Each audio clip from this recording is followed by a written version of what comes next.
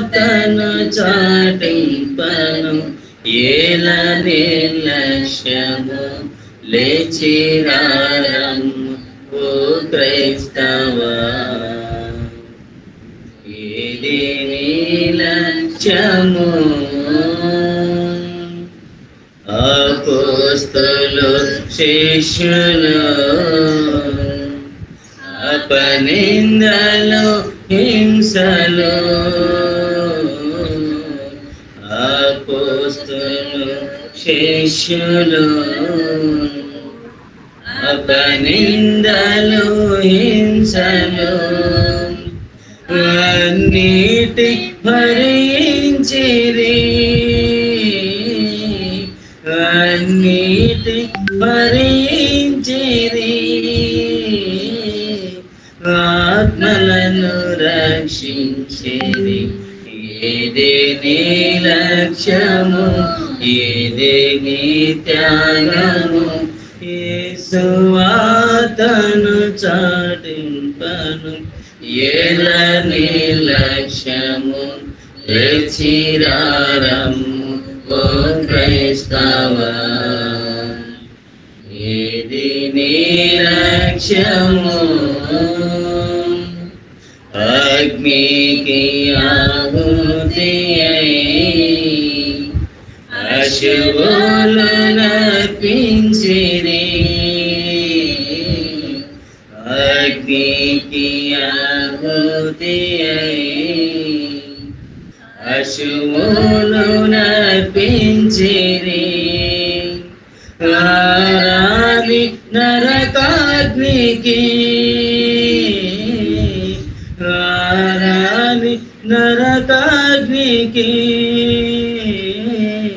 దూరంబుగా నుండిరి ఏది నీ లక్ష్యము ఏది నీ త్యాగము యేసువార్తను చాటింపను ఏల నిర్లక్ష్యము లేచిరారమ్ము ఓ క్రైస్తవా ఏది నిర్లక్ష్యము ప్రాణాలు బలిచ్చిరి ప్రభునంతో సేవించిరి ప్రాణాలు బలిచ్చిరి ప్రభునంతో సేవించిరి సింహాల కరైనను సింహాల కరైనను చింతేమి లేకుండిరి ఏది నీ లక్ష్యము ఏది నీ త్యాగము యేసువార్తను చాటింపను ఏల నిర్లక్ష్యము లేచిరారమ్ము ఓ క్రైస్తవా ఏది నిర్లక్ష్యము ఆపదలు అపనిందలు నిర్బంధము బంధము ఆపదలు అపనిందలు నిర్బంధము బంధము చెరసాల సంకెళ్ళను చెరసాల సంకెళ్ళను నీకేమి లేరెప్పుడు ఏది నీ లక్ష్యము ఏది నీ త్యాగము యేసువార్తను చాటింపను ఏల నిర్లక్ష్యము లేచిరారమ్ము ఓ క్రైస్తవా ఏది నీ లక్ష్యము కోతంత విస్తారము కోసేవి వారెవరు కోతంత విస్తారము చేసేని వారెవరు కొంతైనా చేయంగను కొంతైనా చేయంగను కోరిక కలిగుండుము ఏది నీ లక్ష్యము ఏది నీ త్యాగము యేసు వార్తను చాటింపను ఏదని లక్ష్యము లేచిరారము ఓ క్రైస్తవా ఏది నీ లక్ష్యము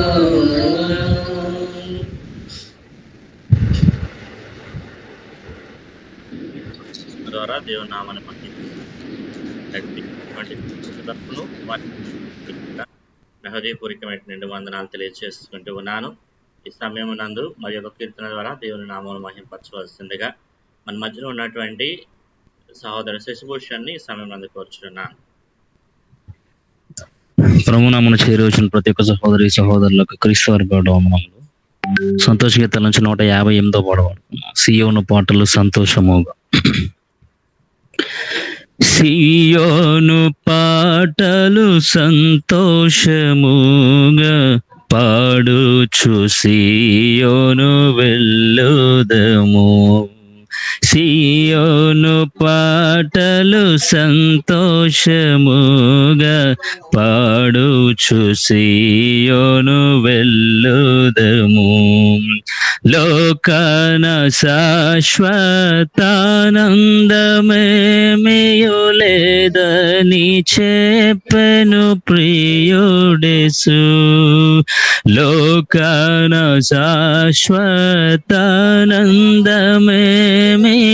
లేదని చెప్పెను ప్రియుడేసు. అవలేని లోకమునందు కొంతకాలమెన్నో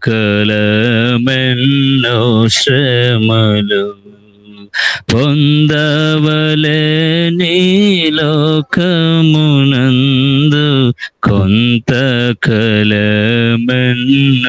శ్రమలు. సియోను పాటలు సంతోషముగా పాడుచు సియోను వెళ్ళుదము. ఐగుప్తును విడచినట్టి మీరు అరణ్యవాసులై ధరలో. ఐగుప్తును విడచినట్టి మీరు అరణ్యవాసులై ధరలో.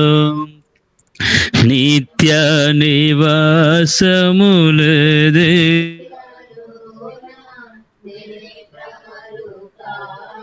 పై నిల్పుడి. నిత్య నివాసములేదిలలోన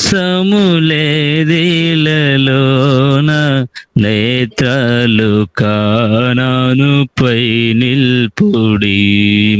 సియోను పాటలు సంతోషముగా పాడుచు సియోను వెళ్ళుదము. మారాను పోలిన చేదైన స్థలముల ద్వారా పోవలసియున్ననేమి. మారాను పోలిన చేదైన స్థలముల ద్వారా పోవలసియున్ననేమి. నీరక్షకుండగు యేసే నడుపును మారని తనదు మాటనము. నీరక్షకుండగు యేసే నడుపును మారని తనదు మాటనము. సియోను పాటలు సంతోషముగా పాడుచు సియోను వెళ్ళుదము. ఐగుప్తు ఆశలన్నీయు విడచి రంగుగా యేసుని వెంబడించి ఐగుప్తు ఆశలన్నీయు విడచి రంగుగా యేసుని వెంబడించి పాడైన కోరహు పాపంబు మాని విధేయులై వీరాజిల్లుడి పాడైన కోరహు పాపంబు మాని విధేయులై వీరాజిల్లుడి సియోను పాటలు సంతోషముగా పాడుచు సియోను వెళ్ళుదము సియోను పాటలు సంతోషముగా పాడుచు సియోను వెళ్ళుదము.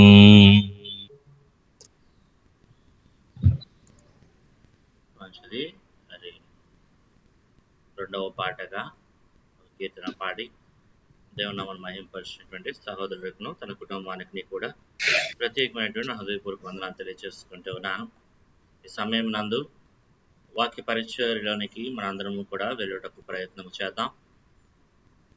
వాక్య పరిచర్యలోనికి మనము వెళ్ళబోయే ముందుగా వాక్య పరిచయ ప్రార్థనా విజ్ఞాపన అందించవలసిందిగా మన మధ్య ఉన్నటువంటి సహోదరులు మరి ప్రభాకర్ రావు బాబాయ్ గారిని కోరుచున్నాను. వాక్యం కొరకు ప్రభాకర్ రావు బాబాయ్ గారు ప్రార్థనా విజ్ఞాపన అందించవలసిందిగా కోరుచున్నాను. ప్రార్థన. కృపా సత్య సంపన్నుడా పరలోక రాజా, నీకు వందనములు, స్తోత్రములు తండ్రి. నీ యొక్క విశ్రాంతి దినము తండ్రి, నీ యొక్క సన్నిధిలో ఇలా కూడుకొని స్థుతించడానికి నీవు ఇచ్చిన గొప్ప ధన్యతను బట్టి వందనాలు దేవా. ఇలాంటి ధన్యత లేక ఎందరో తండ్రి చాలా శ్రమలతో, బాధలతో, ఇబ్బందులతో బాధపడుతున్నారు తండ్రి. అలాంటి బాధ మాకును మా సంఘమునకు లేకుండా చేసినందుకు నీకే వందనములు, స్తోత్రములు తండ్రి.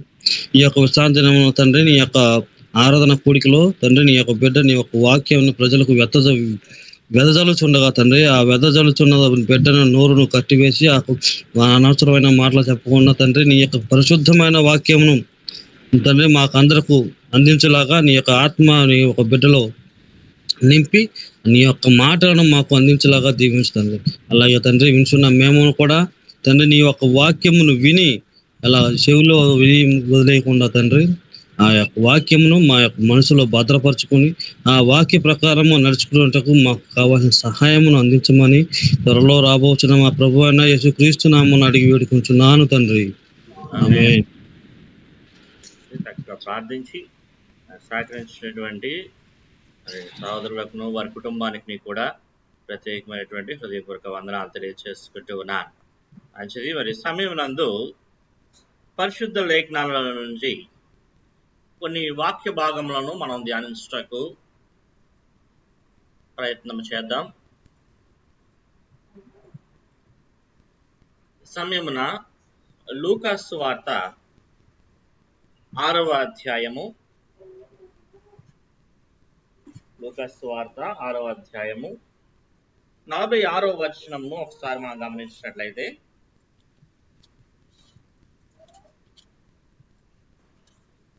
మన మధ్య ఉన్నటువంటి సహోదరుడు వంశీ చదివి వినిపించాల్సిందిగా కోరుచున్నాను.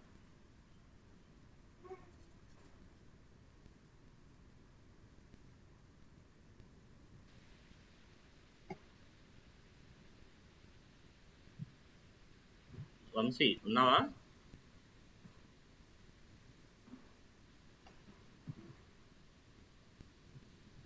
నా వాయిస్ వినిపిస్తుందా ఎవరికన్నా? వినిపిస్తుంది బా. Okay okay. రంజిత్ నువ్వు చదువు నాన్న.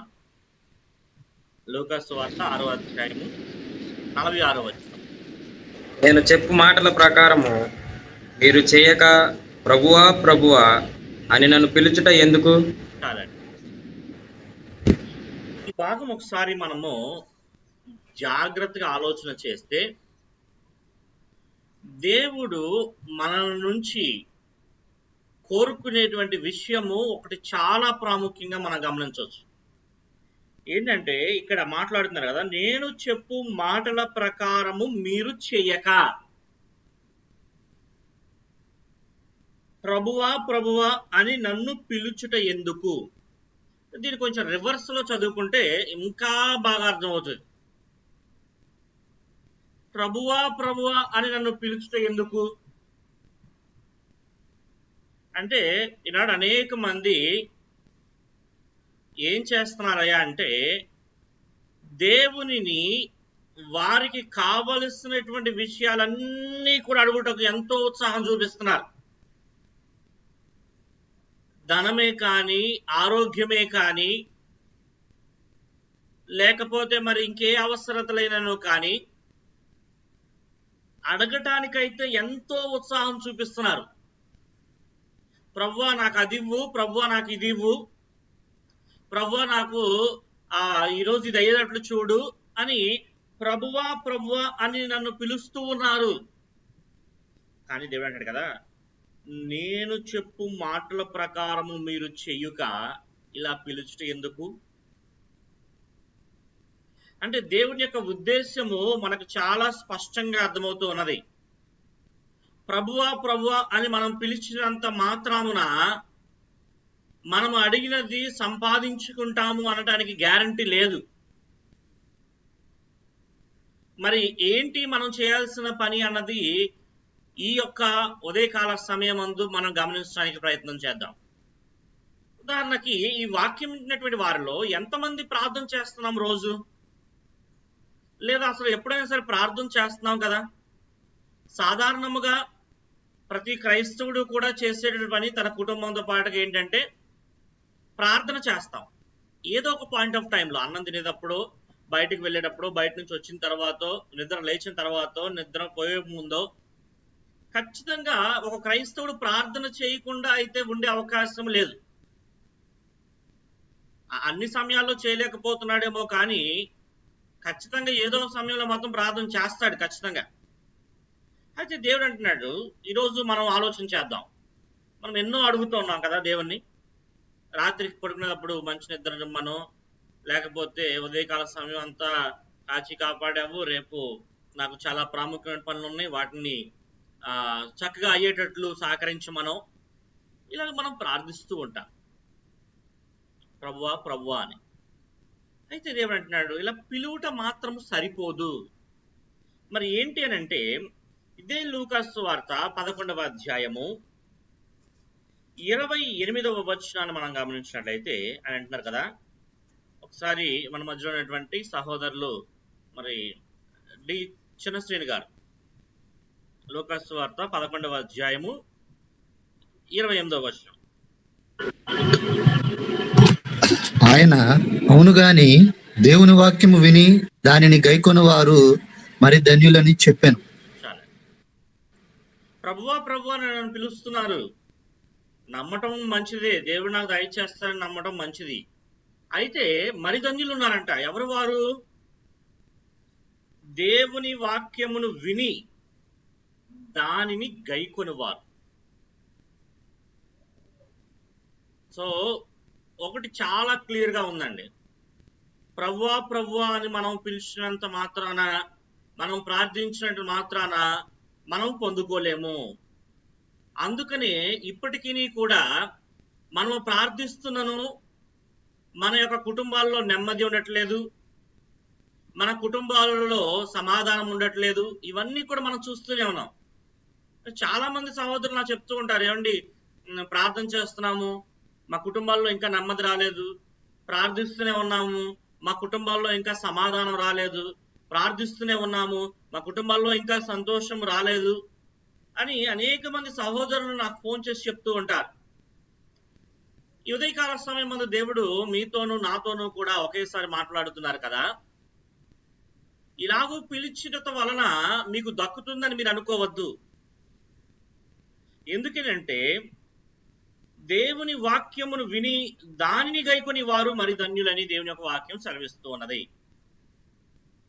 గైకొనటం అంటే ఏంటి అని అంటే, యాకోబు గారు రాస్తున్నటువంటి పత్రిక 1వ అధ్యాయము 22వ వచనం నుంచి కనుక మనం ఒకసారి గమనించినట్లయితే మన మధ్య ఉన్నటువంటి సహోదరులు సుమనన్నయ్య గారు మరి సహోదరులు చదివి వినిపించవలసిందిగా ఈ సమయం నేను కోరుచున్నాను. యాకోబు గారు రాసిన పత్రిక 1వ అధ్యాయము 22-23 వచనాలు.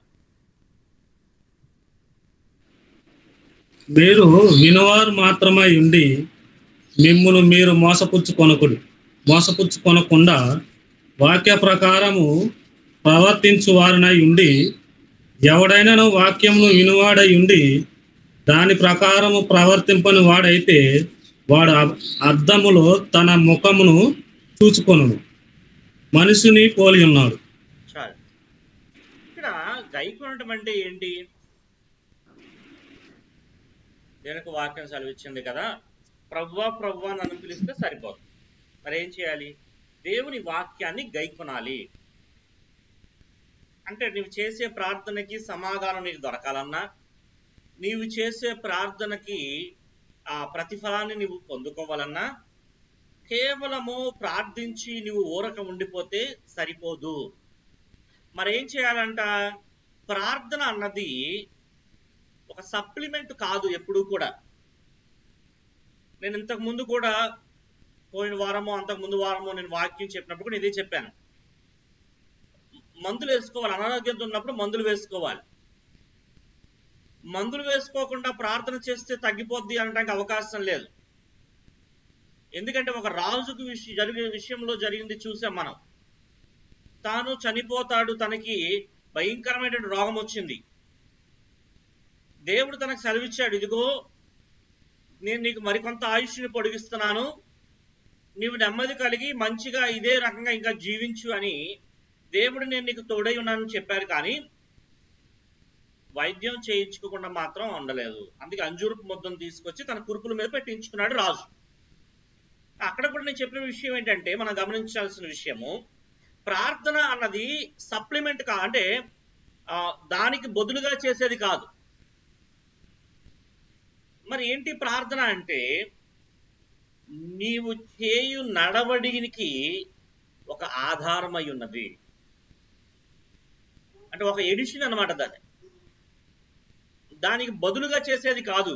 నీవు వాక్యానికి లోబడి ఉంటూ చేయాల్సింది ప్రార్థన. అంతేగాని వాక్యానికి లోబడకుండా దానికి బదులుగా ప్రార్థన చేస్తే దేవుడు అంగీకరించేటువంటి వారుగా లేరు. అందుకని ఇక్కడ అంటున్నారు కదా, దేవుని యొక్క వాక్యమును గైకొనుడి అంటే ఏంటంటే, మనము వినివారు మాత్రమే ఉండి మనలను మనం మోసపరుచుకొనకూడదు. మరి ఏం చేయాలయ్యా అంటే, విన్న వాక్య ప్రకారము ప్రవర్తించు వారునై ఉండాలి. ఏం చేయాలంట? విన్న వాక్య ప్రకారము ప్రవర్తించు వారునై ఉండాలి. ఇలా ఉంటే ఏంటి మనకు కలిగేటువంటి లాభం? 2 విషయాలు. ఒకటి, వాక్య ప్రకారం నడవాలి. రెండోది, ప్రార్థన చేయాలి. ప్రభువా ప్రభువా నన్ను పిలవాలి, కరెక్టే అండి, పిలవకుండా ఉండకూడదు మనం. అయితే మొదట మనం చేయాల్సింది వాక్య ప్రకారము ప్రవర్తించాలి, ఆ తదుపరి ప్రార్థన చేయాలి. ఈ 2 చేయటం వలన ఒక క్రైస్తవుడు సంపాదించుకునేటువంటిది ఏంటి? ఈ ప్రతిఫలం ఎప్పుడైనా ఆలోచన చేశారా మీరు? ఎంత గొప్ప ఆశీర్వాదం ఉందో తెలుసా ఈ 2 పనులు మనం చేయటం ద్వారా?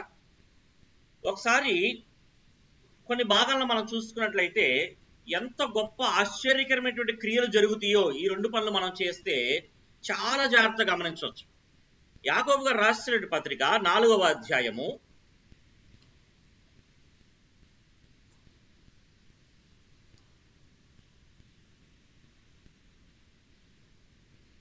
7వ వచనం కనుక మనం చదువుకున్నట్లయితే, మన మధ్యలో ఉన్నటువంటి సహోదరులు వంశీ వచ్చాడా?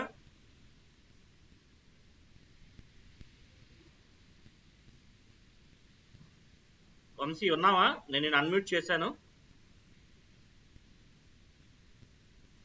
బహుశా ఒక క్లాస్లో ఉన్నాడేమో, వేరే క్లాస్లో. సహోదరుడు బబ్లు, విజయ్ ఉన్నాడా? లేదు. రంజిత్, నువ్వు చదవమ్మా.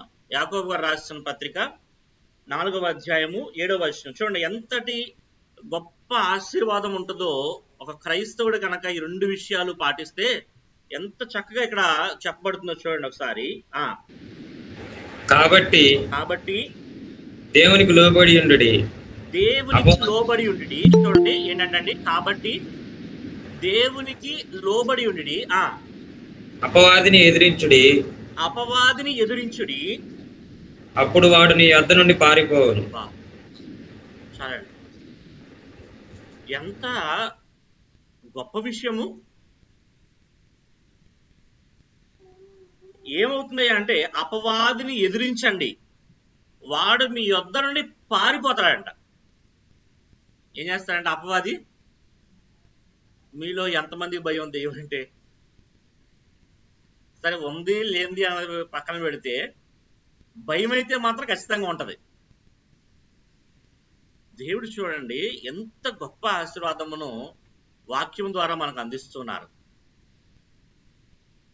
దేవునికి లోబడి ఉండండి. లోబడి ఉండటం అంటే నిన్న చదువుకున్నాం కదా, వాక్య ప్రకారము ప్రవర్తించు వారునై ఉండి దేవునికి మనవి చేస్తే, ప్రభువా ప్రభువా అని మనం మనవి చేస్తే, అలా చేసినప్పుడు మాత్రమే మనము అపవాదిని ఎదిరించితే అపవాది మన దగ్గర నుంచి పారిపోతుంది. ఏమవుతుంది? అపవాది మన దగ్గర నుంచి పారిపోతుంది. ఎంతగా పారిపోతుందో తెలుసా? యెహోషువ గ్రంథములో దేవుడు యెహోషువ గారితో మాట్లాడుతూ ఉంటారు. ఈ దినము అట్టి మాటలనే దేవుడు మనతోనూ కూడా మాట్లాడుతూ ఉన్నారు. యెహోషువ గ్రంథము 1వ అధ్యాయము 5 నుంచి కొన్ని వచనాలు మనం చదువుకుందాం. ఈరోజు నేను దేవుని యొక్క వాక్యము చెప్పినట్లుగా నేను ప్రవర్తించు వాడునైనట్టు ఉంటే నేను పొందుకునేటువంటి ప్రతిఫలం ఏంటి, నేను పొందుకోబోయేటువంటి ఆశీర్వాదములు ఏంటి అని అంటే 5వ వచనం నేను ఒకసారి చదువుతాను, జాగ్రత్తగా గమనించండి. నీవు బ్రతుకు దినములన్నిటను ఏ మనుష్యుడును నీ ఎదుట నిలవలేక ఎండును. ఏంటంటే యెహోషువ గారితో దేవుడు అంటున్నాడు, నీవు బ్రతుకు దినములన్నీ ఏ మనుష్యుడు కూడా నీ ఎదుట నిలవలేనడు. ఇంతకు మించినటువంటి మాట ఈ లోకములో మనకి ఇంక ఏది కూడా ఉండదు. ఈ లోకంలో ఉండగా, ఎందుకంటే మన ఎదుట అసలు ఏ మనుషుని యొక్క అపాయము కూడా ఉంచబడలేదంట. ఎంతవరకు తెలుసా? ఎప్పటి వరకు తెలుసా? ఈ భూమి మీద మనం బ్రతికున్న నాళ్ళు కూడా మన ఎదుట ఏ మనుష్యుడు కూడా నిలవలేరట. ఏ విధంగా అంటే చూడండి, ఇంకా ఉంటుంది కదా, నేను మోషేకు తోడయ్యుండినట్లు నీకును తోడయ్యుందును. ఏ విధంగా తోడై ఉంటాడంట దేవుడు? మోషేకు తోడయ్యుండినట్లుగా నీకును తోడై ఉంటానని చెప్పి ఆనాడు యెహోషువతోను, ఈనాడు మనతోనూ కూడా దేవుడు మాట్లాడుతున్నాడు వాక్యం ద్వారా. ఏంటి, మోషేకు ఏ విధంగా తోడై ఉన్నాడండి దేవుడు? ఇప్పుడు అది అర్థం చేసుకోవాలంటే మీకు చిన్న ఉదాహరణ చెప్తా. మన స్థానిక సంఘంలో ఎంతమంది ఉంటారండి? అందరూ, చిన్నపిల్లలు పెద్దోళ్ళు అందరిని కలుపుకొని చెప్పండి. ఒక ఏదన్నా న్యూ ఇయర్ రోజు అలాంటి రోజు అయితే మన చర్చ్ సరిపోదు, ఒక 100 మందికి ఇంచుమించుగా ఎక్కువగా కూడా వస్తూ ఉంటారు, కొంచెం తక్కువగా కూడా ఉంటారు. ఎలా లేదన్నా ఒక 80 మంది ఖచ్చితంగా ఉంటారు కదా. ఈ 80 మందిని నడిపించడం ఎంత కష్టమైన పని. 80 మందిని ఒకేసారి ప్రార్థన తీసుకురావడం ఎంత కష్టమైన పని. 80 మందిని దేవునికి లోబడి ఉండి అని నడిపించడం ఎంత కష్టమైన పని. చాలా కష్టం కదా. అదేమంటే ఏమంటారు, ఏమండి అందరి మనస్తత్వాలు ఒకలాగా ఉండవండి అని అంటారు మళ్ళీ కొంతమంది. అంటే ఒక 100 మందిని నడిపించడం కూడా చాలా కష్టమైనటువంటి పని. ఇంతదాకా ఎందుకు, కుటుంబాన్ని నడిపించడం కూడా చాలా కష్టమైన పని.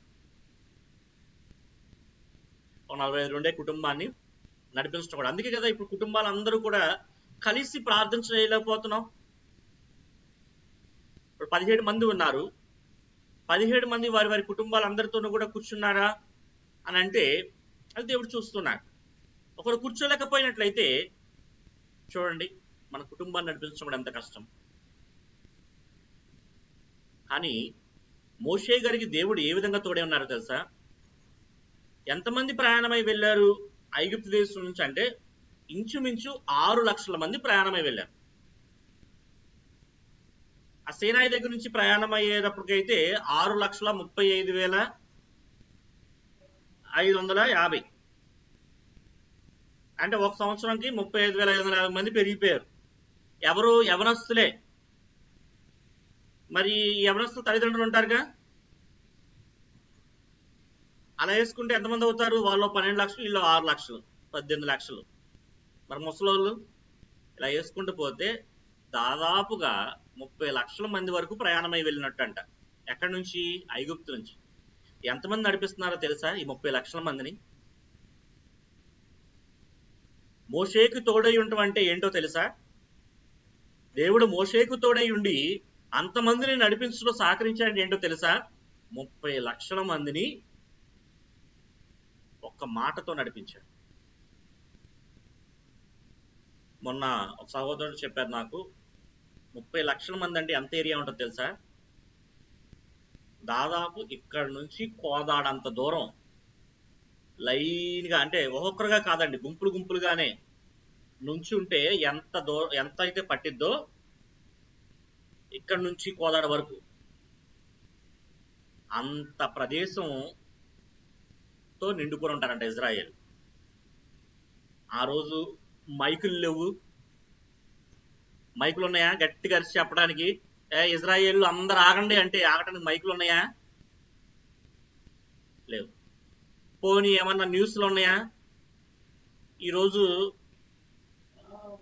ఎక్కడో జరిగిన దాన్ని ఇక్కడ మనం తెలుసుకొని జాగ్రత్తగా ఉంటున్నాం. తౌటకే తుఫాన్ అంట, అటు అరేబియన్ సముద్రంలో వచ్చింది. అది వస్తే ఇక్కడ మనం జాగ్రత్తగా ఉండమని గవర్నమెంట్ చెప్పింది. అక్కడెక్కడో వస్తుంది, దాని ప్రభావం ఎలా ఉందో కూడా మనకు తెలియదు. కానీ వార్తల్లో విన్నాం కాబట్టి ఇక్కడ జాగ్రత్త పడుతున్నాం. మొన్న బే ఆఫ్ బెంగాల్లో యాస్ తుఫాను, అది ఎక్కడో ఒడిస్సాకి వెస్ట్ బెంగాల్కి మధ్య తీరం దాటుతుంటే ఇక్కడ మనం జాగ్రత్తగా ఉండండి అంటే ఆ తుఫాన్ టైంలో బయటకు వెళ్ళకుండా జాగ్రత్తగా ఉన్నాం. ఎలా పాసిబుల్ అయింది? మీడియా ఉంది కాబట్టి. మరి దాదాపు 30 లక్షల మందిని నడిపించడం అంటే అది సాధ్యపడే విషయమేనా? చాలా కష్టం కదా. 30 లక్షల మంది మామూలు విషయం కాదు. మోషేకు దేవుడు తోడై ఉండినట్లు అంటే ఇంత మందిని నడిపించట్లో దేవుడు తోడై ఉన్నాడు మోషే. అటువంటి తోడును నీకు దేవుడిస్తాడు అన్నాడు. యెహోషువతో అంటాడు, ఇదిగో ఏ విధంగా అయితే నేను మోషేకు తోడై ఉన్నానో ఆ విధంగా నేను నీతో ఉంటాను. 6వ వచనం చూడండి. నిన్ను విడువను, నిన్ను ఎడబాయను, నిబ్బరము కలిగి ధైర్యముగా నుండుము. ఇంకా దేవుడు ఏమంటాడు తెలుసా? ఆయన వాక్యం ప్రకారం మనం ప్రవర్తించి ఆయనకు మనం ప్రార్థన చేసినట్లయితే అంట ఆయన మనలను ఎన్నడూ విడవడు, ఎన్నడూ కూడా ఎడబాయడు. చూడండి ఎంత ఆశీర్వాదకరమైనటువంటి మాటలు దేవుడు మనతో మాట్లాడుతున్నాడు. ఖచ్చితంగా దేవుడు మనల్ని విడిచిపెట్టడంట, అస్సలు విడవడంటండి. ఎందుకు మనం ధైర్యం కలిగి ఉండాలో చెప్తూ ఉన్నారు. అయితే ఇన్ని విషయాలు చెప్పినటువంటి దేవుడు యెహోషువతో మరొక జాగ్రత్తను కూడా చెప్తున్నారు. ఏంటో తెలుసా? 7వ వచనంలో, అయితే నీవు నిబ్బరము కలిగి జాగ్రత్త పడి బహుధైర్యముగా నుండి నా సేవకుడైన మోషే నీకు ఆజ్ఞాపించిన ధర్మశాస్త్రం అంతటి చొప్పున చేయవలెను. ఆశీర్వాదములు ఖచ్చితంగా ఉంటాయి, కానీ అది ఎప్పుడు తెలుసా? కండిషనల్ గా ఉంటాయి. ఎప్పుడు కూడా దేవుడు దగ్గర నుంచి మనం ఏదన్నా పొందుకోవాలంటే దేవునికి మనకి మధ్య నిబంధన ఎప్పుడూ కూడా ఉంటుంది. ఆనాడు ధర్మశాస్త్రం అంటే పాత నిబంధన ఉంది ఇజ్రాయెల్కి దేవునికి మధ్య. ఇజ్రాయెల్ కావాల్సింది పొందుకోవాలంటే ధర్మశాస్త్రం అంతటిని కూడా చేయవలెను. ఈనాడు మనకి కూడా నిబంధన ఉంది మనకి దేవునికి మధ్య, అదే క్రొత్త నిబంధన. మనము ఖచ్చితంగా దాని ప్రకారము చేయవలసినటువంటి వారమే అయి ఉన్నాము. అదే దేవుని యొక్క వాక్యము మనకి ఎప్పుడు కూడా సెలవిస్తూ ఉంటుందండి. చాలా జాగ్రత్తగా ఆ విషయాలను మనం గమనించినట్లయితే వాటిని మనము పరిశుద్ధ లేఖనాల్లో కనుగొనవచ్చును. అక్కడ మనం చూస్తున్నాం కదా, ఏంటి మరి ఈ కొత్త నిబంధనలో ఉండే విషయాలు అని అంటే, ఒకసారి హెబ్రీయులకు రాసినటువంటి పత్రిక 13వ అధ్యాయము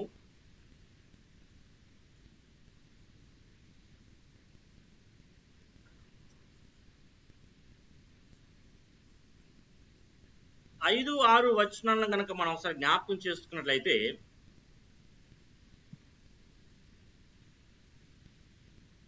మన మధ్య ఉన్నటువంటి చిన్న శ్రేణి ప్రభాకర్ బ్రదర్ జాయిన్ అయ్యారు. ఆ చిన్న శ్రేణి గారు ఒకసారి ఆగండి, వారికి అవకాశం ఇద్దాం. సోదరు ప్రభాకర్ మన మధ్యలో ఉన్నారు. హెబ్రీయులకు రాసిన పత్రిక 13వ అధ్యాయము 5-6 వచనాలు. ధనాపేక్ష లేని వారై మీకు కలిగిన వాటితో తృప్తి పొందియుండుడి. నిన్ను ఏ మాత్రము విడువను, నిన్ను ఎడబాయను అని ఆయననే చెప్పారు కదా. కాబట్టి ప్రభువు సహాయుడు, నేను భయపడను, నరమనుషుడు నాకేమి చేయగలడు అని మంచి ధైర్యముతో చెప్పగలవారమై ఉన్నాము. చాలా ఏమని బోధిస్తుందంటే ఇక్కడ కూడా చూడండి, దేవునికి మనకి మధ్య ఆ నిబంధన ఉందా? ఉంది. నేను ఎంత మాత్రమును విడువను, నిన్ను ఎన్నడను ఎడబాయనని ఆయనే చెప్పాను కదా. దానికి మనం ఏం చేయాలంట? ధనాపేక్ష లేని వారై మీకు కలిగిన వాటితో తృప్తి పొందియుండుడి. ఏం చేయాలంట? మనకు కలిగిన వాటితో తృప్తి పొంది ఉండటము క్రైస్తవుడు నేర్చుకోవాలి. చాలా మంది తనకు కలిగినటువంటి దాన్ని నిందించుకునేటువంటి వారు ఉన్నారు. దేవుడిచ్చిన ఆశీర్వాదాన్ని నిందించుకునేటువంటి క్రైస్తవులు ఉన్నారు తెలుసా? ఏంటి నా బతికిట్టుంది అని అనుకునేటువంటి వారు ఎంతమంది లేరు? ఉన్నారా లేదా? సమస్యలు ఈ లోకంలో ఉంటాయి అని దేవుడు చెప్పారా చెప్పలేదా? ఒక మనుష్యుడు ఈ భూమి మీద పుట్టిన తర్వాత తనకు చనిపోయేంత వరకును కూడా ఏదో ఒక సమస్య ప్రతి మనుష్యుడికి ఉంటుందంట.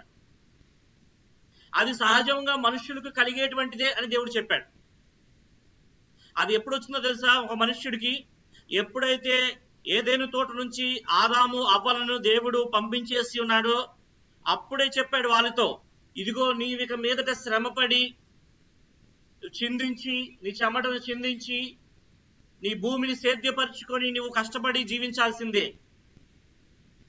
అప్పటి నుంచి కూడా ఇది స్టార్ట్ అయింది. కానీ మనం ఏమంటాము? ఈరోజు మనకున్నటువంటి స్థితి ఏంటి? మనకి ఇండ్లు లేవా? మనకి ఇళ్ళు ఉన్నాయి. మనకి వేసుకోవడానికి బట్టలు లేవా? మనకి వేసుకోవడానికి బట్టలు ఉన్నాయి. తినడానికి భోజనం లేదా? తినడానికి భోజనం ఉంది. ఈరోజు నీకు ఏం లేదని దేవుణ్ణి నిందిస్తున్నావు. చాలా మంది నా ప్రాప్తం ఇంతేనండి అంట. అంటే నీకు దేవుడు ఇచ్చింది నీకు సరిపోవట్లేదు, నీకు సరిపోవునంతగా నువ్వు అనుకోవట్లేదు. దేవుడు నాకు ఇచ్చింది నాకు సరిపోతుంది అని నువ్వు అసలు ఆ భావం నీకు కలగట్లేదు. అందుకే దేవుడు అన్నాడు, మీకు కలిగిన వాటితో తృప్తి పొంది ఉండి. ఈ నిబంధన మనకు చాలా ప్రాముఖ్యమైనది. అలాగూ మనం చేసినట్లయితే దేవుడు అంటున్నాడు కదా, నిన్ను ఏ మాత్రమును విడువను, నిన్ను ఎన్నడను కూడా ఎడబాయను. మనకు కలిగినటువంటి దానితో ఎప్పుడైతే మనం తృప్తి పొందటం ప్రారంభిస్తామో అప్పుడు ఎలాంటి ధైర్యం మనకు వస్తుందంటే, ప్రభువు నాకు సహాయుడు, నేను భయపడను. మనకు కలిగిన వాటితోనే తృప్తి పొందటం మనం ప్రారంభించామనుకోండి, దేనికన్నా మనం భయపడతామా? నాకు అది దక్కదు, నాకు ఇది దక్కదు, నేను ఇది కోల్పోతాను, నేను అది కోల్పోతానని ఒక మనుష్యుడు భయపడేటువంటి అవకాశం అస్సలు ఉండదు. ఎందుకంటే నరమాత్రుడు నాకేమీ చేయగలడు. దేవుడిచ్చేటువంటి ఆశీర్వాదము, ఒక మాట ఉంటుంది, దేవుని యొక్క ఉద్దేశములంట ఒక మనుష్యుడి యొక్క హృదయానికి అర్థం కావు. నీవనుకుంటావు నాకు ఇది ఉంటే బాగుంటుందని, నీవనుకుంటావు నేను అది చేస్తే బాగుంటుంది అని, కానీ ఏది ఉత్తమమో దేవుడు అదే నీకు ఇస్తాడు. ఏది ఆశీర్వాదకరమో దేవుడు అదే నీకు ఇచ్చేటువంటి వాడిగా ఉన్నాడు. మనము చేయవలసినది ఏమిటి అని అంటే, చాలా జాగ్రత్తగా దేవుని యొక్క వాక్యమును ఆలకించి, మొట్టమొదటిగా క్రైస్తవుడు గమనించాల్సిన విషయాలు, దేవుని యొక్క వాక్యము వివరించబడుతున్నప్పుడు ఆ వాక్యమును చాలా జాగ్రత్తగా వినాలి. విన్నటువంటి ఆ వాక్య ప్రకారము ప్రవర్తించేటువంటి వాడుగా ఉండాలి. రెండవదిగా, ఈ దినమందు దేవుని యొక్క వాక్యము ప్రకటించబడిందంటే ఆ వాక్యమును నేను కొంత నేర్చుకోవాలి. ఈరోజు ఈ యొక్క ఆన్లైన్ ద్వారా మనము వాక్యం వింటూ ఈ దినమందు నేను ఆ వాక్యంలో నుంచి ఏమీ కూడా నేర్చుకోలేకపోయినట్లయితే ఈ లోకముతో గడుపు సమయమునే మనం చేసినట్లే కానీ దేవునితో మనము సమయమును గడిపినట్లు. నిజమైన విశ్వాసపరుడి యొక్క లక్షణాలు ఎలా ఉంటాయో తెలుసా? దేవుని మాటను వెంటనే ఆలకించేటువంటి వాడిగా ఉంటాడు. దేవుని మాటకు లోబడేటువంటి వాడిగా ఉంటాడు. అబ్రహాముతో దేవుడు మాట్లాడాడు, ఇదిగో అబ్రహాము, నీ కుటుంబం, నీ కలిగినటువంటి ఆస్తిని, నీ బంధువులను, నీ శ్రేయోభిలాషులు ఉన్నటువంటి ఆ ప్రాంతాన్ని మొత్తాన్ని కూడా విడిచిపెట్టి నీవు నీ భార్య కూడా వచ్చేయండి బయటికి అని అంటే వచ్చేసాడు అబ్రహాం. కేవలం ఆ దినాల్లోనే కాదు, యేసుక్రీస్తు ప్రభువారు శిష్యుల్ని ఏర్పరచుకున్నటువంటి రోజులలో ఆ సముద్ర తీరమున గుండా నడుస్తూ ఉంటుంటే మనుషులు అక్కడ ఏం చేస్తున్నారయ్యో శిష్యులు ఆ సమయంలో అంటే, వారు ఆ యొక్క పడవల్లో కూర్చొని ఆ వలను సరి చేసుకుంటున్నారంట. ఒక శిష్యుడైతే అతని తండ్రితో పాటు అదే పడవలో ఉన్నాడు. యేసుక్రీస్తు ప్రభువారు వచ్చి, ఇదిగోండి నన్ను వెంబడించండి, నేను నిన్ను మనుష్యుల పట్టు జారులుగా చేస్తానంటే వెంటనే యేసును వెంబడించెను అన్న వాక్యాన్ని మనం పరిశుద్ధ గ్రంథంలో చూస్తూ ఉంటాం. వెంటనే పేతురు గారు ఒక పొరపాటు చేశారు. యేసు ఎవరు నాకు తెలియదు అని యేసుక్రీస్తు ప్రభువారిని శిక్ష వేయటానికి ఆ తీర్పు దగ్గరికి తీసుకొచ్చినప్పుడు పేతురు గారు దూరం నుంచి చూస్తూ 3 సార్లు అబద్ధం చెప్పారు. ఏమని? యేసు ఎవరో నాకు తెలీదు, అమ్మ ఒట్టమ్మ ఆయనతో నేను తిరగలేదు అని ఒక చిన్నది అడిగినా సరే కూడా అబద్ధం చెప్పారు. కోడి కూసింది, పేతురు గారికి జ్ఞాపకం వచ్చింది, అయ్యో దేవుడు నాతో చెప్పాడు ముందే జాగ్రత్తగా ఉండు, ఇదిగో నీవు ముమ్మారులు కోడి కూయకు మునిపే ముమ్మారులు నేనెవరో తెలియదని చెప్పి నువ్వే చెప్తావంటే నేను జాగ్రత్త కలిగి ఉండలేకపోయాను. దేవుని యొక్క వాక్యాలను గద్దించింది. ఆ కోడి కూత ఈరోజు ప్రతి క్రైస్తవుడికి వినపడుతుంది. ఆ రోజు ఒక కోడి కూత చేత పేతురుని గద్దించడానికి, లేకపోతే తను చేసిన పొరపాటుని కూడా జ్ఞాపకము తెచ్చుకొని జాగ్రత్త కలిగి ఉండడానికి ఎలాగైతే ఉపయోగపడిందో, ఈ దినమందు దేవుని యొక్క వాక్యము ప్రతి క్రైస్తవుడికి కూడా తాను చేస్తున్నటువంటి పొరపాట్ల నుంచి మేల్కొల్పడానికి ఆ విధంగా సహాయపడుతూ, ఈరోజు నీవు మేల్కొన్నావా? ఆనాడు పేతురు గారు మేల్కొన్నారు. తాను భ్రమలో ఉండిపోయాడు, భయములో ఉండిపోయాడు, ఈ లోకపు భయములో ఉండిపోయాడు. అయ్యో నేను వాళ్ళతో తిరిగినటువంటి వాడనే అని చెప్తే నన్ను ఎక్కడ నిందిస్తారో, నన్నేమి శిక్షిస్తారో అని చెప్పి పేతురు భయపడ్డాడు. కానీ ఎప్పుడైతే తాను కోల్పోయినటువంటి దాన్ని గుర్తించి హెచ్చరికగా ఒక శబ్దము ద్వారా తాను విన్నప్పుడు తన మనస్సును త్రిప్పుకున్నాడో, దేవుని వైపు త్రిప్పుకున్నాడో, పేతురు గారు దీవించబడ్డాడు. గొప్ప సేవ చేశారు.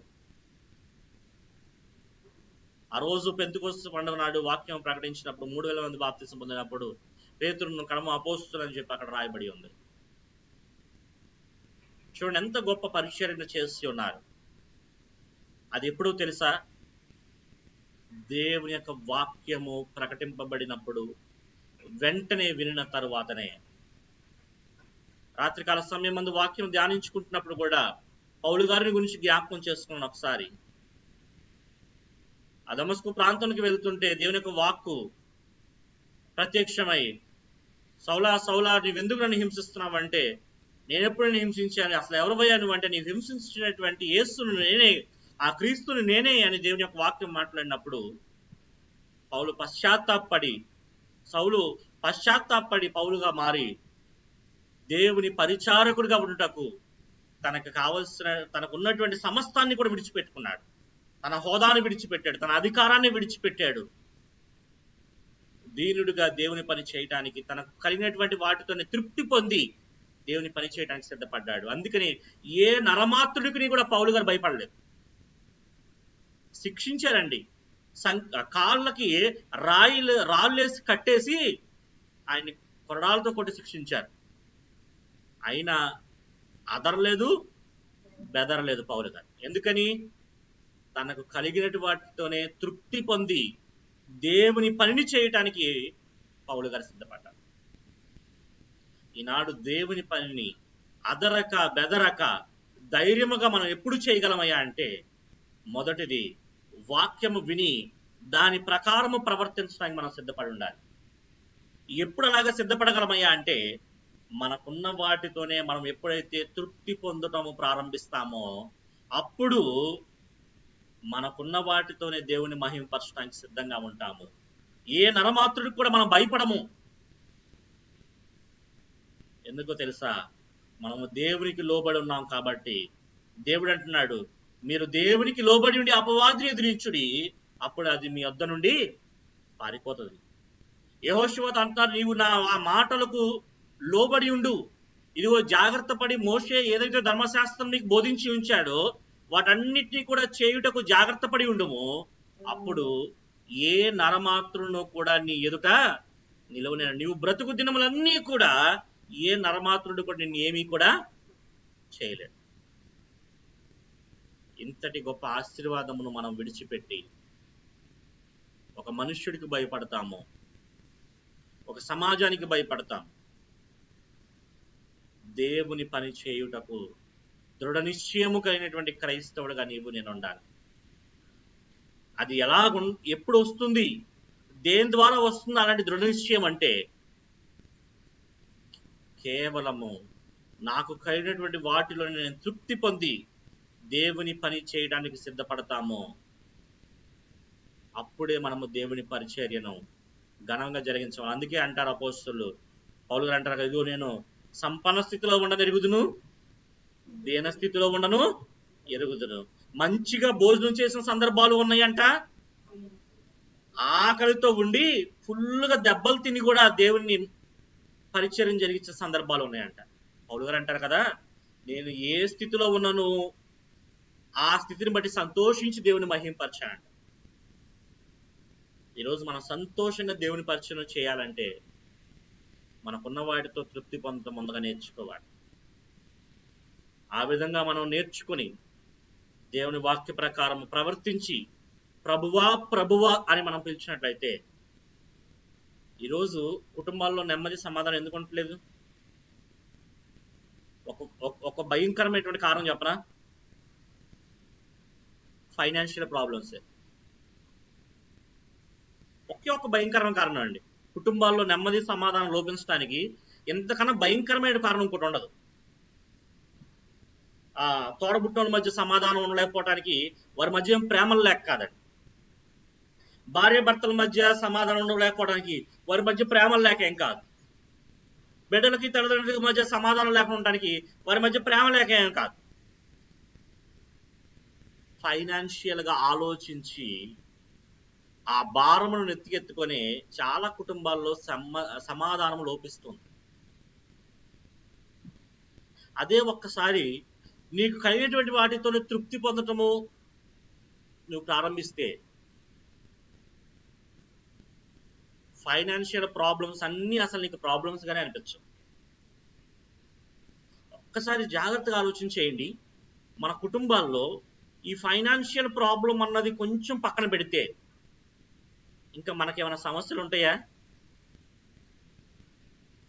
సమస్యలు ఉండవు. సమస్యలు లేనప్పుడు ఎలా ఉంటాం? మనం సంతోషంగానే ఉంటాం. కాబట్టి అందుకనే ఒక మాట ఉంది దేవుని యొక్క గ్రంథంలో, ధనాపేక్ష సమస్త కీడులకు మూలం అంట. అవునా? ఉందా వాక్యంలో అది మాట? ఉంది. ధనాపేక్ష సమస్త కీడులకు మూలము. ఈ సమస్యలు అనేక రకాలుగా ఉంటాయి, కానీ దాని మూలాలు ఎత్తుక్కుంటూ వస్తే అసలు ఎక్కడి నుంచి స్టార్ట్ అయింది ఎత్తుక్కుంటూ వస్తే దాని వేరు మాత్రము ధనాపేక్షతోనే స్టార్ట్ అవుతుంది. అదే అక్కడి నుంచి చిగురించి సమస్య వేరు కొమ్మలుగా విభజింపబడి ఒక్కొక్క సమస్యకి ఒక్కొక్క పేరు వచ్చింది. కానీ సమస్త సమస్యలకు కూడా మొదలేదంటే ధనాపేక్షే. అందుకే దేవుడు అన్నాడు, ధనాపేక్ష లేని వారై మీకు కలిగిన వాటితో తృప్తి పొంది ఉండటం నేర్చుకోండి. అలాగున్నట్లయితే దేవుని యొక్క వాక్యము మీకు ప్రకటింపబడినప్పుడు మీరు లోబడేటువంటి స్వభావం కలిగి ఉంటారు. మీరు ఎప్పుడైతే దేవుని యొక్క వాక్యానికి లోబడతారో నరమాత్రుడు మీ ఎదుట నిలబడాడు. అందుకే అంటాడు కదా, నరమాత్రుడు నాకేమి చేయగలడు అంటే నరమాత్రుడు నేనేమి చేయలేడు. ఇంకా నిన్ను భయపెట్టలేడు, నిన్ను ఇబ్బంది పెట్టలేడు, నిన్నేమీ కూడా చేయలేడు. అదే కాదండి, అపవాది కూడా నీ ఎదురు నుంచి పారిపోద్దంట. అపవాదిని ఎదురించుడి మీరు దేవుని యొక్క వాక్యానికి లోబడి, అప్పుడు అది మీ వద్ద నుండి పారిపోతుంది. ఇంతటి ఆశీర్వాదం మొత్తానికి కూడా మూలం ఎక్కడ ఉందంటే మనలో ధనాపేక్ష లేనటువంటి స్వభావం కలిగి మనకు కలిగిన వాటితో తృప్తి పొందితే ఇంతటి గొప్ప దీవెన ఆశీర్వాదములు మన వెంపటై దేవుడు కుమ్మరించడానికి సిద్ధముగా మన వైపు తేరి చూస్తూ ఉన్నాడు. ఈనాడు ఈ వాక్యమును నీ హృదయములోనికి ఆహ్వానించడానికి నువ్వు సిద్ధపడి నీ మనస్సును ఈ వాక్యానికి లోపరుచుకున్నట్లయితే దేవుడు ఈ దినమందు దీవించడానికి ఆయన ఎదురు చూస్తూ ఉన్నాడు. మన కుటుంబాల్లో సమాధానము, నెమ్మది, సంతోషాన్ని దేవుడు ఇవ్వటానికి సిద్ధంగా ఉన్నాడు.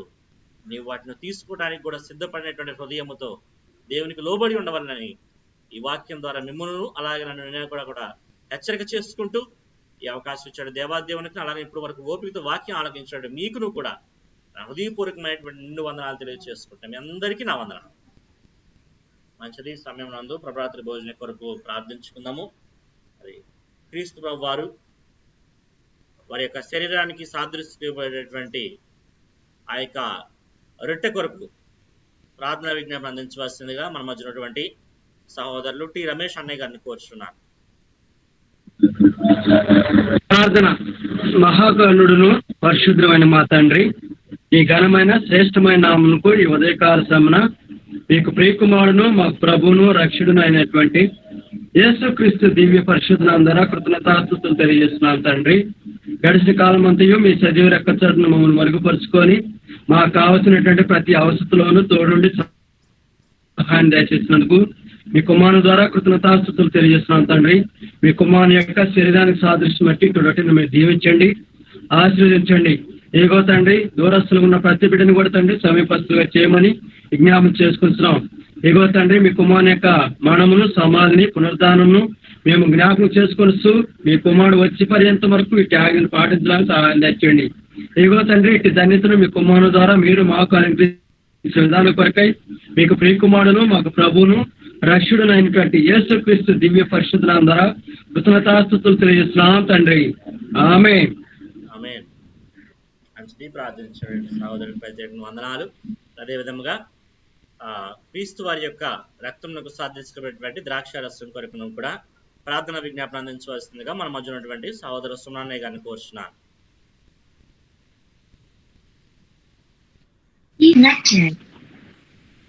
ప్రార్థన. మహాపరిశుద్ధులైన మా గొప్ప తండ్రి, మీ ఘనమైన నామానికి మరొకసారి వందనాలు తండ్రి. ఇంతవరకు నీ యొక్క కుమారుని ద్వారా మాతో మాట్లాడినందుకు మరొకసారి వందనాలయ్యా. అటు వాక్యాన్ని మా హృదయంలో భద్రపరచుకొని వాక్యానుసారంగా జీవించే గొప్ప జీవితాలు నాకు మాకు అందరూ దయచేయండి తండ్రి. అలాగే నీ యొక్క కుమారుని రక్తానికి సాదృశ్యమైన యొక్క ద్రాక్షారసాన్ని దీవించి ఆశీర్వదించండి తండ్రి. ఎందరైతే నీ యొక్క కుమారుని రక్త మాంసాలు పాలు పంపులు పొందుతున్నారో అట్టి వారందరినీ పేరు పేరున జ్ఞాపకం చేసుకొని దీవించండి, ఆశీర్వదించండి తండ్రి. తండ్రి నీ యొక్క కుమారుని రక్త మాంసాలకు దూరంగా ఉన్న వారిని కూడా సమీపస్తులుగా చేయమని ప్రభువైన యేసు క్రీస్తు నామములో ప్రార్థన అడిగి వేడుకుంటున్నాం మా తండ్రి. ఆమేన్. మంచిది. ప్రభాతృ భోజనం కొరకును ప్రార్థించి సహకరించిన సహోదరులకు వారి కుటుంబాలకి కూడా హృదయపూర్వకమైనటువంటి నిండు వందనాలు తెలియజేసుకుంటూ ఉన్నాను. మంచిది. ఆరాధనా కార్యక్రమం ముగింపులోనికి మనందరం కూడా వచ్చి అన్న మీ అందరికీ కూడా ఇప్పటికే తెలిసి ఉంటుంది. ఆయన కూడా సంగమగా మీకు ప్రకటించడానికి నేను ఎంతో సంతోషిస్తూ ఉన్నాను. మరి మొదటికి నెగిటివ్ వచ్చింది రిపోర్టు. అఫీషియల్గా అయితే మన స్థానిక సంఘంలో ఇప్పుడు ఎవరికి కూడా కోవిడ్ లేదు. చాలా సంతోషంగా ఉంది నాకు ఈ మాటను తెలియపరచడానికి. ఎందుకంటే గడిచినటువంటి నెల రోజులుగా మనం అంతా కూడా చాలా భయము కలిగి ఎంతో ఇబ్బందులతోనూ కొంత అలజడికి లోనై ఉన్నాం.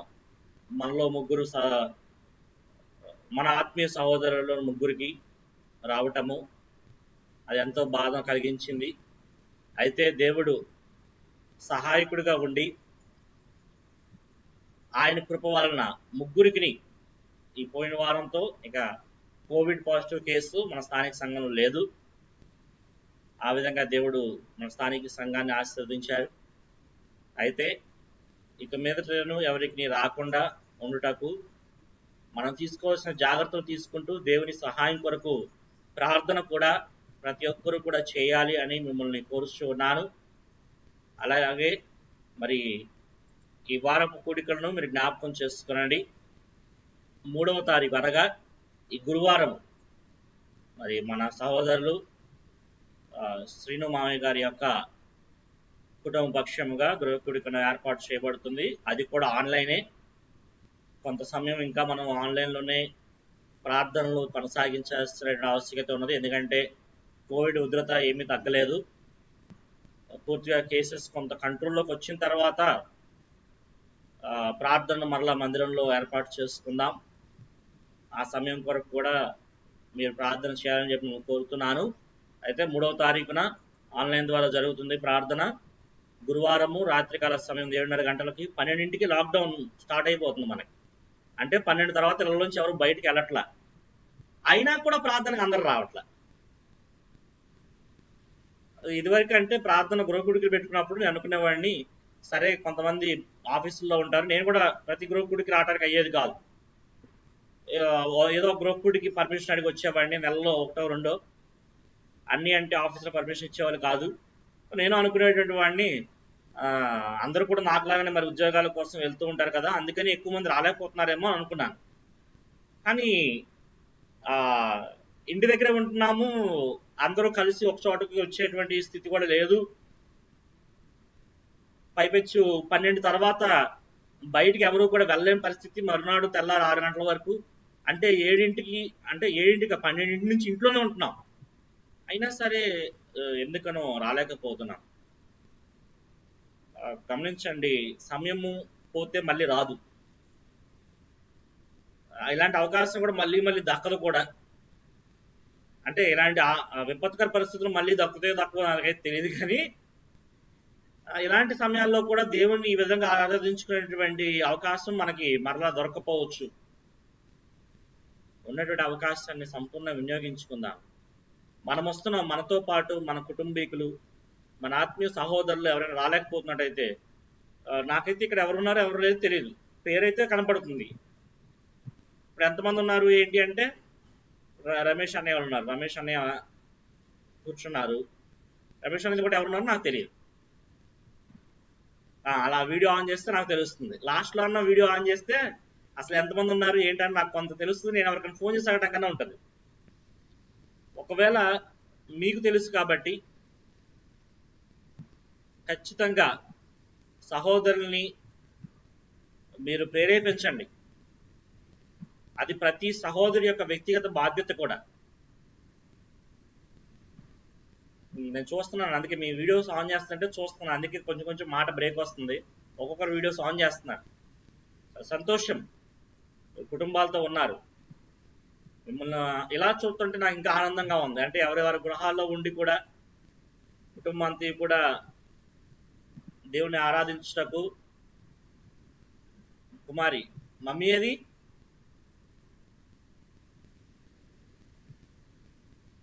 Okay okay, good good good. వందనాలు వందనాలు వదినా, చాలా సంతోషం మిమ్మల్ని ఈ విధంగా చూడటం. ప్రతి ఒక్కరిని కూడా ప్రేరేపించండి, ప్రతి ఒక్కరు కూడా రావటం మంచిది. కాబట్టి ఈ అవకాశాన్ని అందరూ వినియోగించుకోవాలని, మరి ప్రభురాత్రి భోజన కార్యక్రమం, కానుకల కార్యక్రమం మన మందిరంలో జరిగించుకుందాం.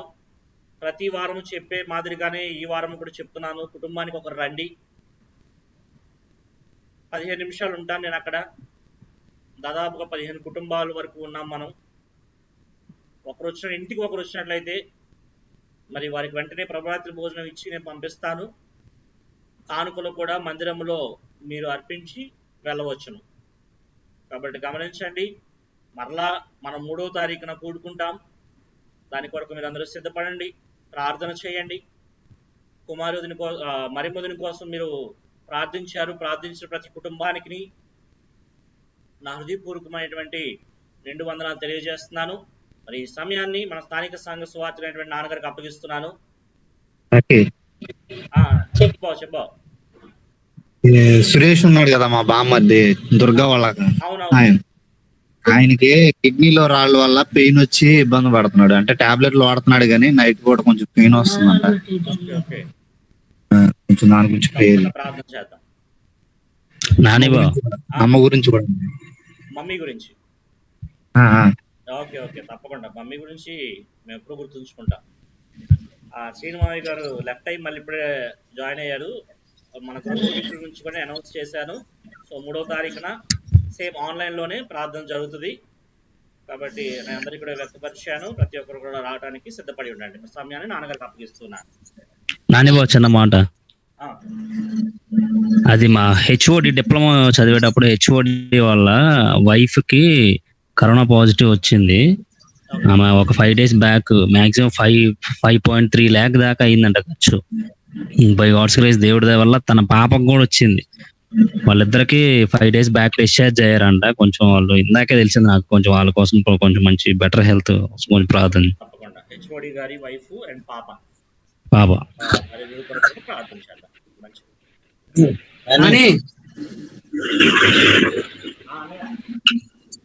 వెంకటరావు గారికి కరోనా వచ్చింది, వెళ్ళలేరు. వానర్ గారు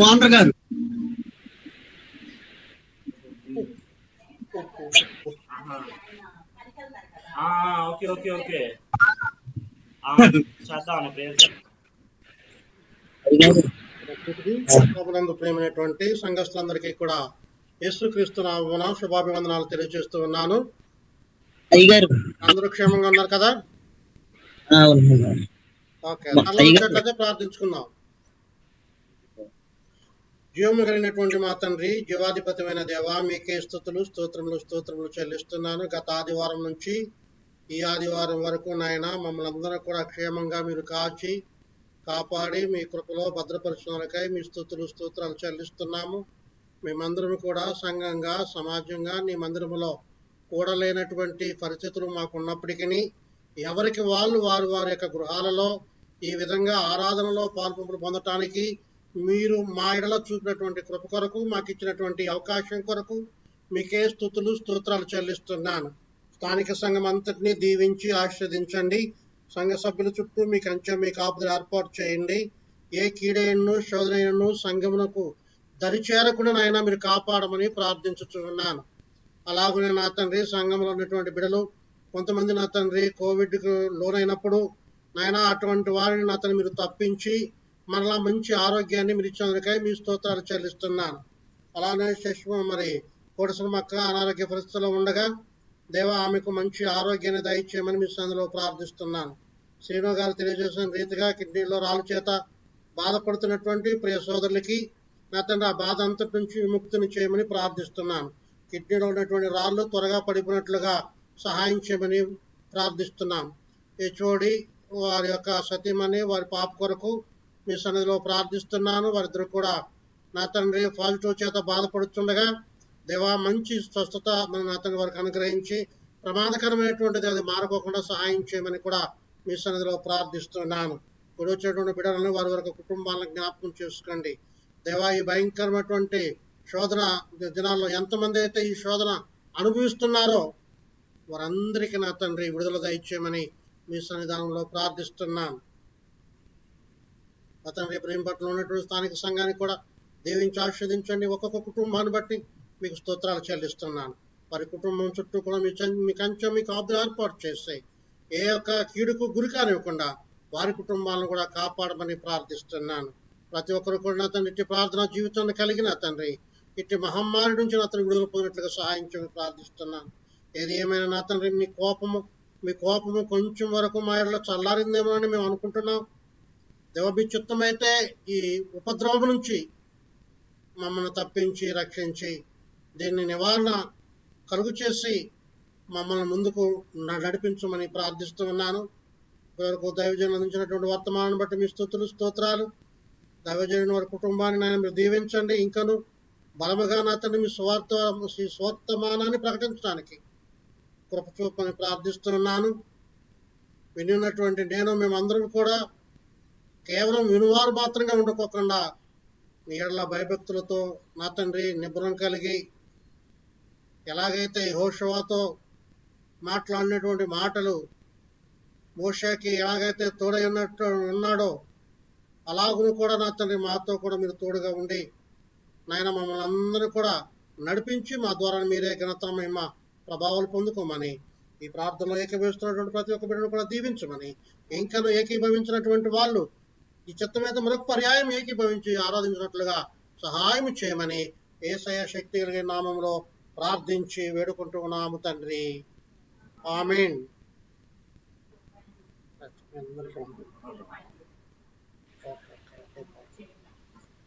అయ్యగారు ఒకసారి గురించి మనం చేయలేదు. ఒకసారి